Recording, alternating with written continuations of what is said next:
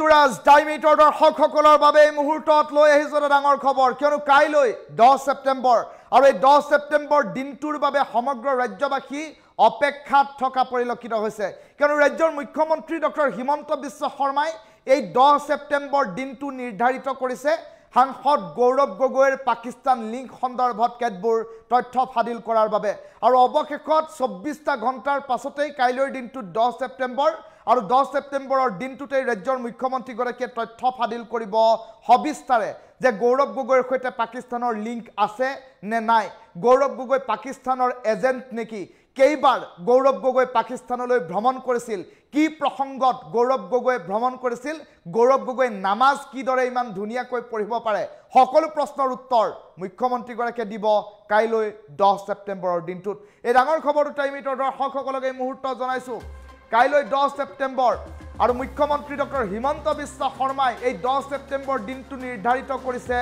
গৌৰৱ গগৈ সন্দৰ্ভত মন্তব্য কৰিবৰ বাবে কেইটামান মাহ পূৰ্বেই 10 ছেপ্টেম্বৰত সকলো তথ্য ৰাজহুৱা কৰিম বুলি মুখ্যমন্ত্ৰী গৰাকীয়ে কৰিছিল মন্তব্য আৰু গৌৰৱ গগৈৰ পাকিস্তান লিংক সন্দৰ্ভত সকলো তথ্য ফাদিল কৰিম বুলি মুখ্যমন্ত্ৰী গৰাকীয়ে কোৱাৰ পাছত এতিয়া দেখিবলৈ পোৱা গৈছে গৌৰৱ গগৈ পাকিস্তানৰ এজেন্ট হয় নে নহয় পাকিস্তানলৈ গৌৰৱ গগৈ কেইবাৰ গৈছিল পাকিস্তানলৈ কি বিষয় লৈ গৌৰৱ গগৈ গৈছিল সকলো জল্পনা কল্পনাৰ উৰ পেলাই মুখ্যমন্ত্ৰী গৰাকীয়ে কাইলৈ দিনটোত কৰিব মন্তব্য সংবাদ মাধ্যমক দিব হবিস্তাৰে লিখিত তথ্য সাংবাদিক মেল সম্বোধন কৰি ৰাজ্যৰ মুখ্যমন্ত্ৰী গৰাকীয়ে এই সমূহ কথা কম বুলি ইতিমধ্যে উল্লেখ কৰি থৈছিল কেইটামান পূৰ্বেই তেনে পৰিপ্ৰেক্ষিতত এতিয়া সমগ্ৰ ৰাজ্যবাসী অপেক্ষাত কাইলৈৰ দিনটোৰ বাবে কিয়নো গৌৰৱ গগৈ সন্দৰ্ভত ৰাজ্যৰ মুখ্যমন্ত্ৰী গৰাকীয়ে কেতবোৰ বিস্ফোৰণ কৰিব কাইলৈৰ দিনটোত শেহতীয়াকৈ চৰ্চাত থকা এটা বিষয় গৌৰৱ গগৈৰ সেয়া হৈছে পাকিস্তান সন্দৰ্ভত লিংক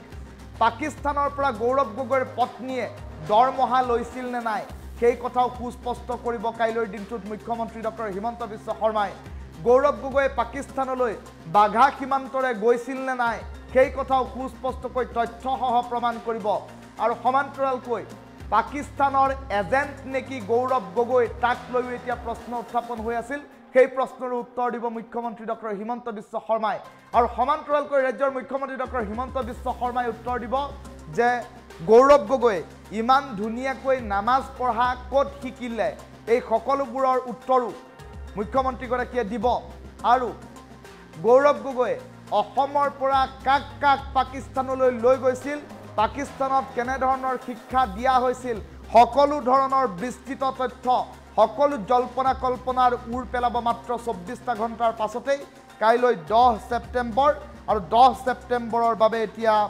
আহাৰে বাট চাই আছে ৰাজ্যবাসীয়ে ৰাজ্যৰ মুখ্যমন্ত্ৰী ডক্টৰ হিমন্ত বিশ্ব শৰ্মাই গৌৰৱ গগৈ প্ৰসংগত কেইটামান মাহ পূৰ্বে 10 ছেপ্টেম্বৰত সকলো তথ্য ফাদিল কৰিম বুলি কোৱা মন্তব্যটো প্ৰথমে শুনাই লৈছোঁ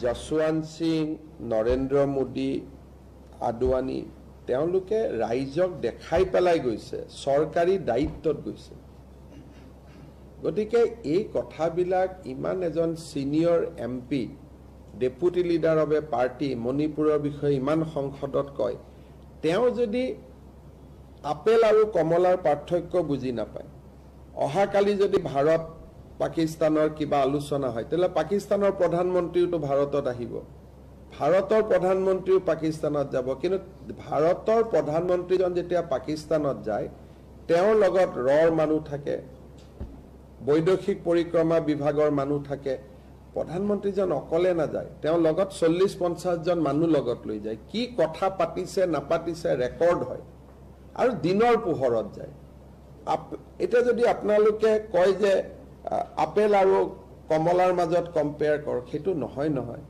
ৰাষ্ট্ৰৰ দায়িত্বটো আমি তেতিয়া ক'ব পাৰে যে ইণ্ডিয়ান আৰ্মিওটো পাকিস্তানৰ ভিতৰত যায় আক্ৰমণ কৰিবৰ কাৰণে গতিকে ৰাষ্ট্ৰৰ দায়িত্বত যোৱা আৰু সুপে চাপে যোৱাৰ মাজত বহুত পাৰ্থক্য আছে আৰু তেখেতে কোন কোন গৈ আছে তাক জাষ্টিফাই কৰিব খুজি আছে তাৰমানে তেওঁ যোৱাটো হয় নেকি কোন নৰেন্দ্ৰ মোদী গৈছে কোনবা আৰএছএছৰ মানুহৰ নাম লৈ মই জীৱনতে শুনা নাই কোন তেনেকুৱা মানুহ সেইটোকে তেওঁ বেলেগে যোৱাৰ উদাহৰণবোৰ দি আছে। তাৰমানে মোৰ অভিযোগটো আপোনালোকেও আন্দাজ কৰিব পাৰিছে যে মোৰ অভিযোগটো সঁচা। এতিয়া চাওক, সেইটোতো আমি কিয় ৰ'ব লাগে সেইটো আমি ডিচাইড কৰিম নহয়। তেওঁ সোনকালে কৰোৱাব খুজি আছে যাতে মই প্ৰভুক হৈ কাগজ পত্ৰ নোহোৱাকৈ আপোনালোকক কৈ দিওঁ। কিন্তু মইতো 25 বছৰ ৰাজনীতি কৰিলোঁ নহয়, কেতিয়া কি ক'ব লাগেতো ময়ো জানো। গতিকে আমাৰ ডেট জানুৱাৰীতে 10 ছেপ্টেম্বৰ দিছোঁ। যেনেকৈ বিয়া বাৰু কেতিয়াবা আপোনালোকে ক'ব নেকি যে বিয়াখন কিয় ডিচেম্বৰত ঠিক কৰিলে, আজিয়ে কয়, ডেট কাল চায়ে কৰিব লাগে না। গতিকে আমি দিন কাল কৰি 10 ছেপ্টেম্বৰটো বান্ধি দিলোঁ। এতিয়া তেওঁ ক'লেও সেইটো আগুৱাই নাহে, তেওঁ ক'লেও সেইটো পিছুৱাই নাহে। মই ভাবোঁ যে জ্যোতি মালহোত্ৰাতকৈ আমাৰ কেছটো বেছি চিৰিয়াছ। জ্যোতি মালহোত্ৰাৰ কেছটোতো এটা ইউটিউবাৰ ডেকা ছোৱালী এজনী, তাই গ'ল, জাচুচ হ'ল, বেলেগ কথা। কিন্তু সংসদ যোনে নেকি ডাইৰেক্ট ঘূৰি আহি পেলাই জ্যোতি মালহোত্ৰাই নিউক্লিয়াৰ ৱেপনৰ ওপৰত সংসদত কুৱেশ্যন কৰিব নোৱাৰে, জ্যোতি মালহোত্ৰাই ৰাফেলৰ ওপৰত কুৱেশ্যন কৰিব নোৱাৰে।